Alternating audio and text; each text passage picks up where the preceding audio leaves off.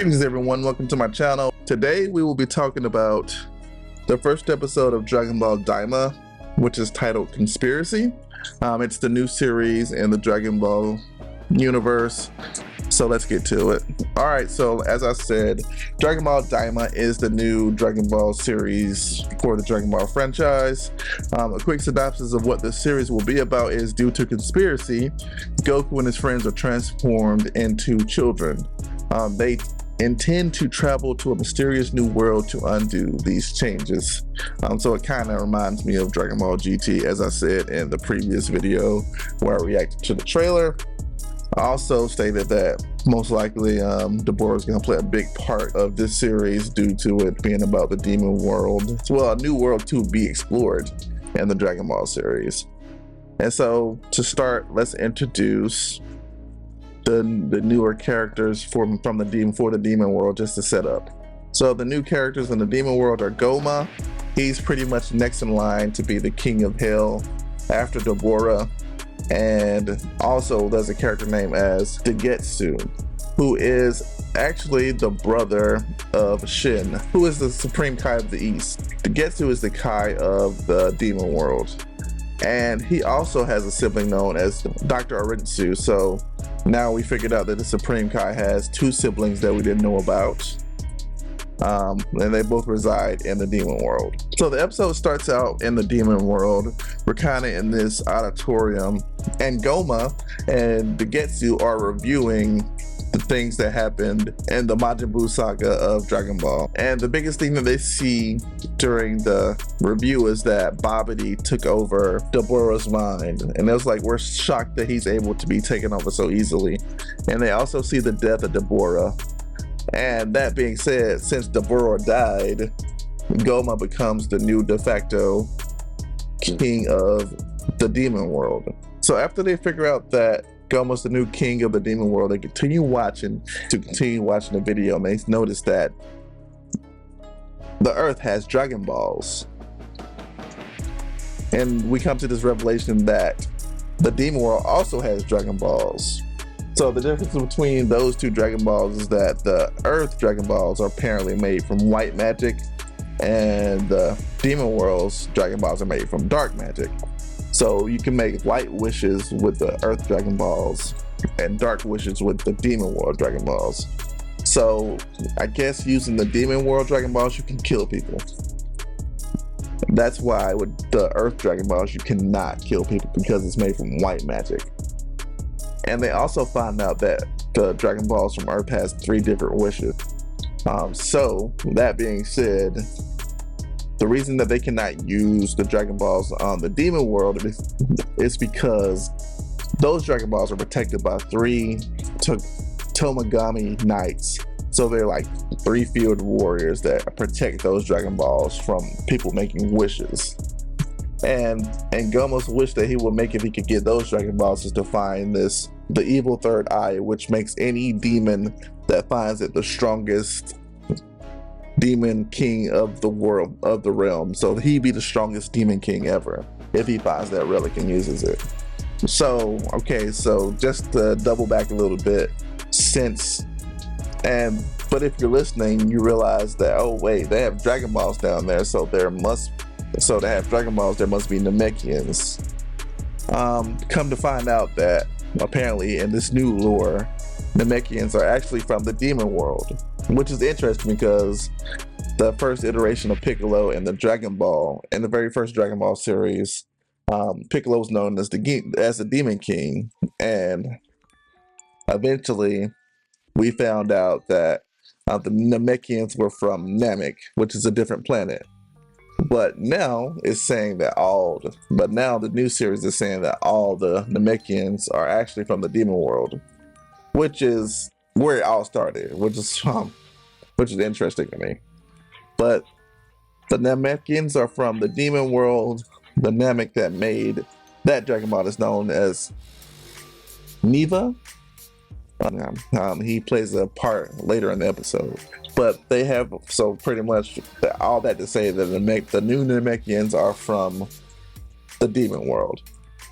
So with all that being said, Goma sees the Z fighters as threats. So they want to use those dragon. So they want to. So they pretty much hatched this plan to use the Earth's Dragon Balls to turn everybody into kids, so they're not a threat anymore. Because they can't use the Earth's Dragon Balls to kill anybody, so they have to use those wishes to make them kids, so they're less of a threat, in their opinion. So they travel to the Earth world. So pretty much they're going to begin their journey to the Earth world. While all that's going on, if we go to, so that's pretty much everything that's happening in the first 17 minutes of the episode. They're planning on using the Earth's Dragon Balls to wish that the Z Fighters are kids again. Now, what's going on for the rest of the episode is that we are transitioned to Earth, and we are at Trunks's. For the rest of the episode, we are transitioned to the Earth world, where it's Trunks's birthday. I think he's turning like 10 or something like that. So all the Z Fighters are there, and who's also there is the Supreme Kai and Kibito. Why that's important is because Kibito and the Supreme Kai have been separated. Because if you remember, during the Buu saga, they are combined using the Purunga earrings. So why that's important is that they kind of changed the reason that was given in Super for why they were separated. So with the Purunga earrings, it was established in Dragon Ball Super that if two Kais use them to fuse, they are fused forever. But if humans or mortals use those earrings, they only fuse for an hour. That's why they separated. So in Super, for Kibito and the Supreme Kai to split, they used the Dragon Balls to split them. That's what was said in Super, that they used the Dragon Balls to split those two apart. Otherwise, they would have been fused forever.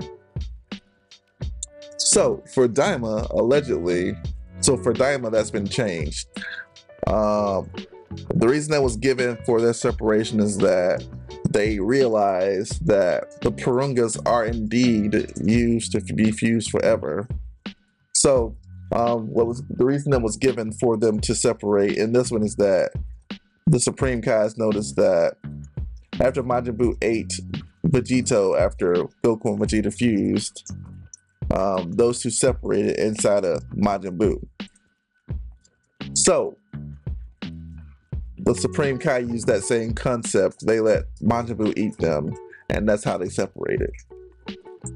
So that part was changed from Super, which is interesting. I don't know why they would change that if Super is now canon. So while all that's going on, up at Dende's lookout, Goma and Degetsu arrive in the Earth realm. So they pretty much bring Neva, who's the Demon Wars Namekian, and he is able to locate all the Dragon Balls, even though they have been used within a year, so they're stone now. So he brings those Dragon Balls to Kami's lookout. He's able to use his power to make them usable again, so they turn from stone to regular Dragon Balls again. And he's able to summon Shinron. The dragon is summoned, and they are able to make their wish, and they turn all of the Z Fighters into children. And that's where the episode ends. So what are my thoughts on all of that? It was a very slow episode. I felt like it was mostly set up, so like spending 18 minutes out of the 32 minutes that's given for the episode was kind of long, and it was it didn't keep my attention too much. Also, like being a Dragon Ball nerd, like seeing all these changes to the Namekian lore, the retcon of the changes to the Batara earrings. I've been saying Purunga this whole time. I'm sorry, I meant to say Batara. I just felt like it was just like a lot of information for one episode, and it could have been spread out a little bit more, but maybe they just wanted to put everything together so they can just like get all the lore out of the way and just get to the I will say that the animation looks great. I know a lot of people like how they reanimated a lot of the Majin Buu scenes and stuff like that. It's a very beautiful looking show, Cell and Frieza, that I enjoyed. So I feel like the animation's great. In my opinion, it kind of doesn't feel like a Dragon Ball story. It feels it just feels different from Dragon Ball for some reason. And I also don't like that we didn't get too much time with the Dragon Ball characters.